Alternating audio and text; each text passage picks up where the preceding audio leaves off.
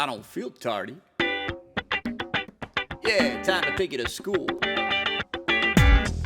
Hurd class. Learn music, Hurd class. notation, Hurd class. sight reading, Hurd class. theory, not to mention history. So open your ears, lose your fears, and get ready to learn to read music. Hurd's class. Hi, welcome to Hurd's Class, Episode 9. In this episode, I teach you about sharps and flats, I play a weird little keyboard with my mouth, and I introduce you to the most annoying academic thing in the world, double sharps and double flats. So, let's get started. Let's start with this idea of sharps and flats. Sharps.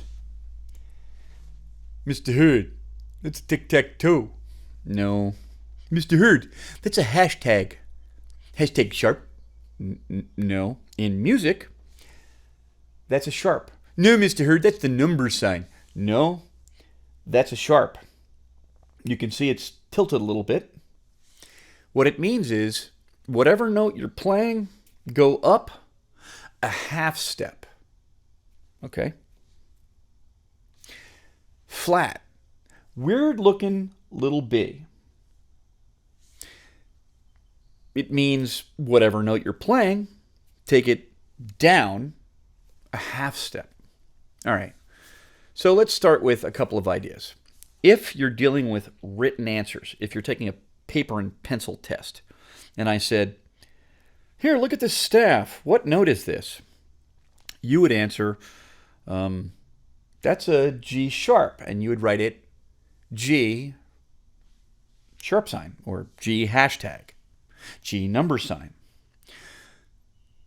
The sharp comes after the letter because you're trying to explain to the reader that, okay, this note has been altered.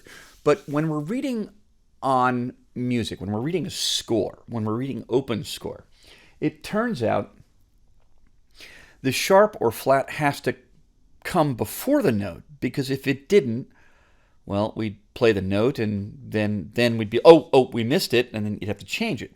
So the symbol comes before the note. Now, a couple of ideas.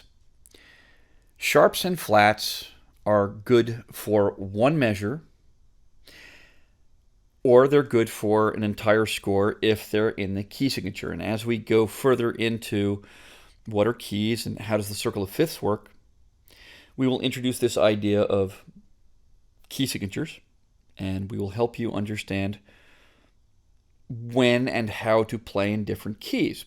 All right, so sharps and flats are good for one measure. That is to say, at the beginning of a measure, if it says G sharp, at the end of the measure, G just becomes G again.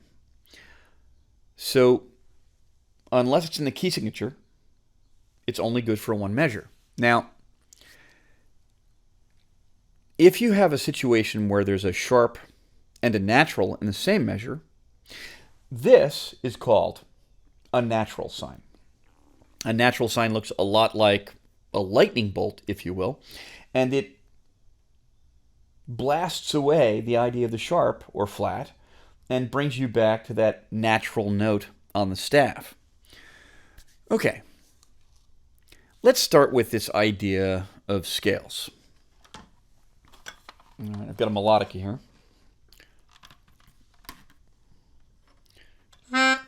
Do.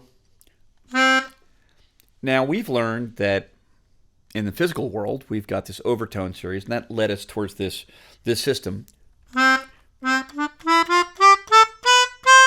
Do, re, mi, fa, sol, la, ti, do.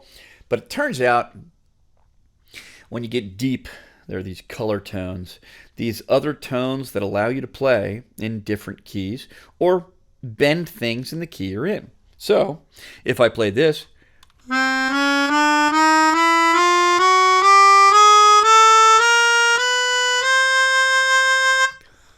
that is called a chromatic scale. chromatic. Chroma, Greek cognate, meaning color. It's got those fabulous 5 notes that are not in the scale. 7 notes in the scale, 5 notes not in the scale. A major scale has 7 notes. C scale. C, D, E, F, G, A, B. And then you add C at the top to finish it off. Color tones.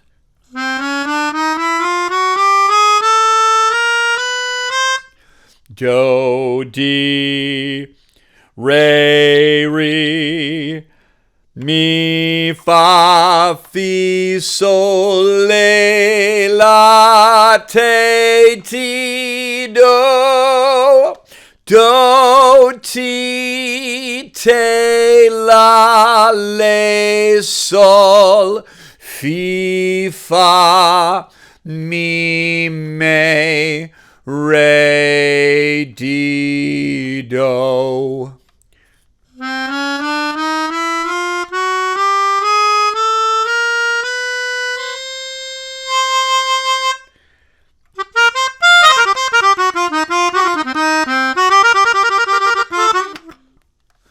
Sorry, got lost there for a moment. All right, so here's a weird one. As we move forward and we're learning about chords and we're learning about functional harmony, there's going to be this really incredibly annoying concept called double sharps and double flats. A double sharp looks like an X. A double flat looks like 2 flats next to each other. And the first thing you're going to say is, Hurd. Wait a minute.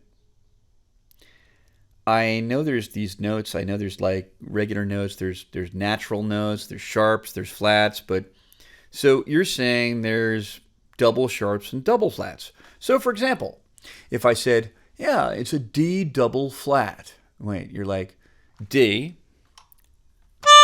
You said flat means go down a half step. Okay. D flat.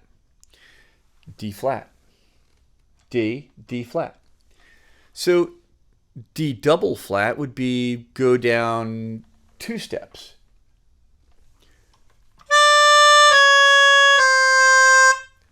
Hurd. That's C. Why don't you just call it C?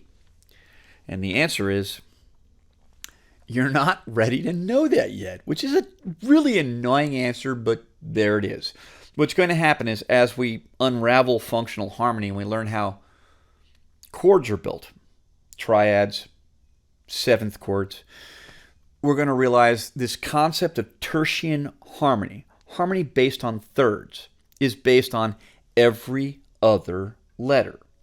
In the last episode, we learned about how to take the scale, A, B, C, D, E, F, G, and to go every other letter, A, C, E, G, B, D, F. And it turns out when we're spelling chords, you have to go every other letter, even when it becomes inconvenient and it looks like you're playing a different note. But more on that later. So, what was the focus of today's lesson? Sharps and flats. We learned that hashtag is sharp, and weird looking B is flat. Sharps, half step to the right. Flats, half step to the left. Or, more accurately, if you're playing a wind instrument or stringed instrument, half step down for flats, half step up for sharps. So, thanks for watching Hurd's Class, Episode 9. We'll see you soon. Learn music, notation, sight reading,